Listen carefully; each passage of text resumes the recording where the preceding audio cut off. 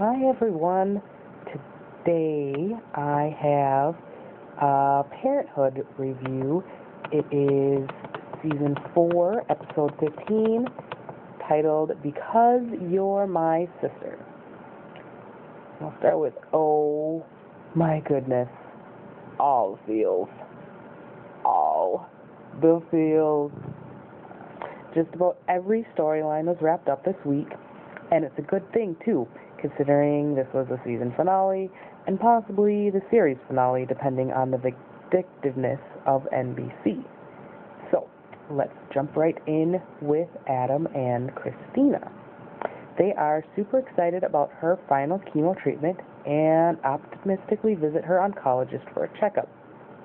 Turns out there is some blood liver abnormalities, I think he said, and he wants her to get a PET scan to make sure nothing is actually wrong, though he thinks it's just from one of her chemo meds.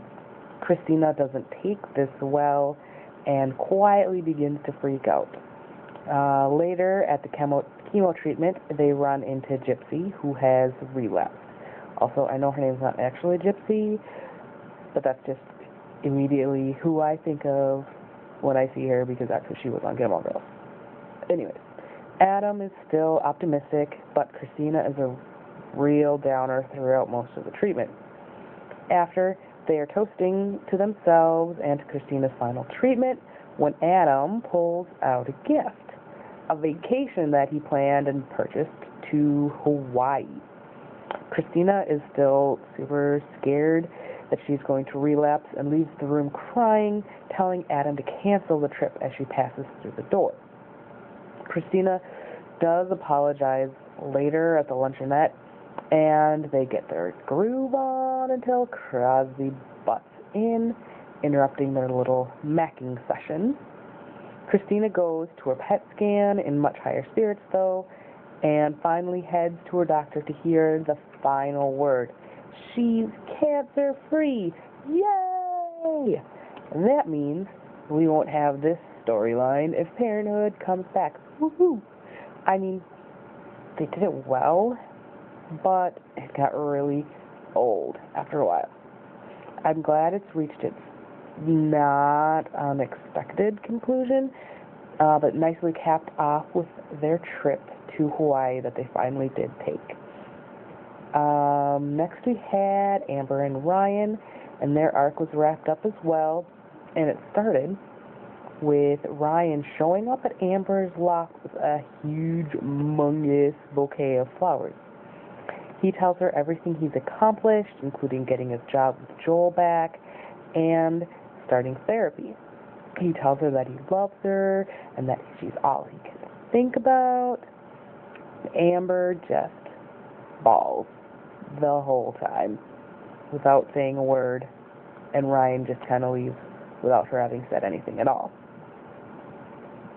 After Amber has had some time to think, she goes over to Ryan's house. She tells him about her car accident a few years ago and how she needs to know that he can be responsible with her love. They hug and kiss, and it's basically super cute. They're back together, and it's great. They are actually a cute couple, and it seems like a grown-up, mature relationship, one that would actually last in the real world. And then we have Sarah and Hank, and they have a bit of a downer wrap-up. Hank is headed to Minnesota to bang some heads together to help Ruby get enrolled in school or something. I'm not actually sure. It was explained rather vaguely during the episode. Anyway, he tells her they need to talk when he gets back. Sarah puts on her thinking hat and is totally ready for anything except Mark, who shows up at her house to tell her that he still loves her and will do anything to get her back.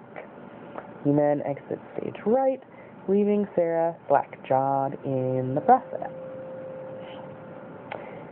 Next day, she does go in and talk to him, though right in his class, presumably so he can't make a scene. Smart idea. Sarah tells Mark that she does love him, but that she's going to try to make it work with Hank. Mark looks rather devastated as he sits back in his desk, and Sarah pulls an exit stage left on him. Soon after, Hank comes back and has a bombshell for Sarah. He's going to move to Minnesota. He needs to be closer to Ruby, and he can't miss her growing up.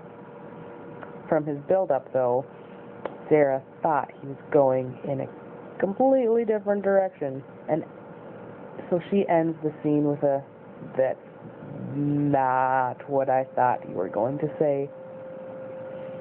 The next we see them, though, Hank is in a cab at Sarah's house, and he tells her that he loves her and that she should go with him. Sarah doesn't agree to go, but she doesn't say no either. I am so glad that she didn't get together with big dumb Mark. But and now I kind of hope that she actually does come to Minnesota, just because I feel like that is something that Sarah needs in her life, to be away from her family and to learn how to stand on her own two feet again. It seems like she's forgotten a little bit. Anyways, so after that little boring downer one, Crosby and Jasmine we get to, and they're all excited. It's their anniversary, and Crosby has some fancy dinner reservations at the place where you watch the chef cook and blah blah blah, whatever. Anyways, Jasmine is a bit apprehensive since Crosby pissed off her mom and has yet to apologize. Seriously, Crosby, why haven't you apologized yet? Don't be a dick. Anyways, but Crosby is still fully convinced that they can get her to babysit for their anniversary dinner night, whatever. Except, oops, Grandma's moving out, and she's going to live at her son's house. Thank you very much. Her son, Jasmine's brother, is not impressed that Grandma is going to share his 700 square foot apartment. But Crosby has no cares to give and helps her pack up. Later, when Crosby and Jasmine are at the fancy restaurant, Jasmine's all pissy. She's got her pissy face on like the whole time. It's kind of hilarious. Telling Crosby that he really needs to go apologize to her mother. She doesn't like that Grandma doesn't feel welcome in her house, and besides, they're going to need help with the new baby exclamation points. Oh my gosh. Okay, so, not that wasn't telegraphed from a million miles away, but aww, they're having a baby!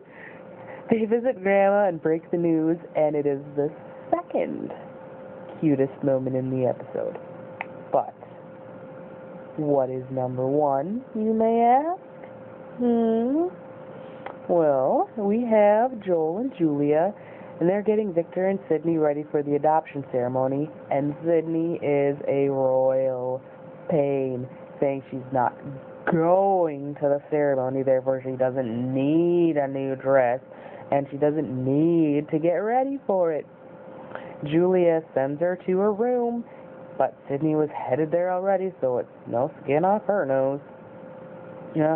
Victor later decides that football in the house would be an appropriate activity, and managed to break a very expensive vase or something. I don't know. Anyways, he worriedly asked Julia if she's going to change her mind on the adoption, but Julia quickly reassures him that there's no way that was going to happen. Victor, reassured, then talks with Sydney and asks her to come to his ceremony since he wants her there, and she agrees, and but not the big one. Finally, we reach the big day, and the entire Braverman clan is standing outside the courthouse, making small chat. Max gave Victor a new lizard that apparently Victor wouldn't be able to kill. It was cute. And they're just waiting their turn for the judge to be ready for them.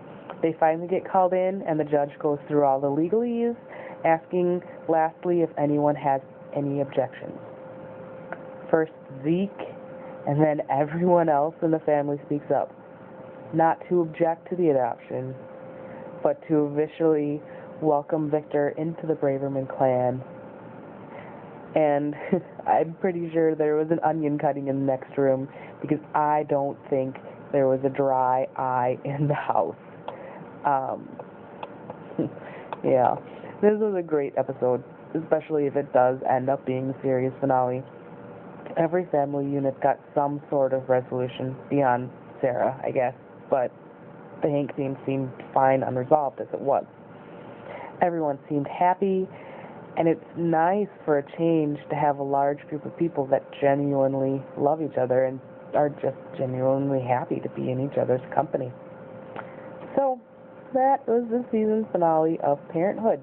I hope you enjoyed my review. Give me a like and thumbs up if you did, and leave comments below. Let me know how I did. Thanks.